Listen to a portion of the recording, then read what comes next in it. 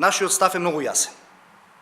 Ние направивме одреден чекор на повлекување на оние кои што според вас се наши блиски, а се вработени во јавните институции, само како морален чин.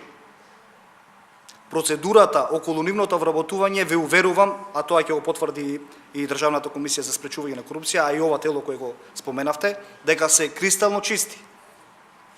Меѓутоа, моралната форма сакавме да ја запазиме.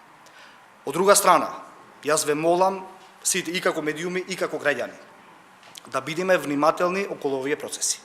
Значи, никој не сме и нема да дозволиме да биде привилегиран. Меѓутоа, од друга страна, никој не сме да биде дискриминиран. Ама буквално никој. Секој оној, затоа што и уставот и законите се еднакви за сите, секој оној кој што има намера да се вработи некаде, дајте да му возможиме соодветна процедура, па макар и јавна, тоа свое право на вработување да го исполни.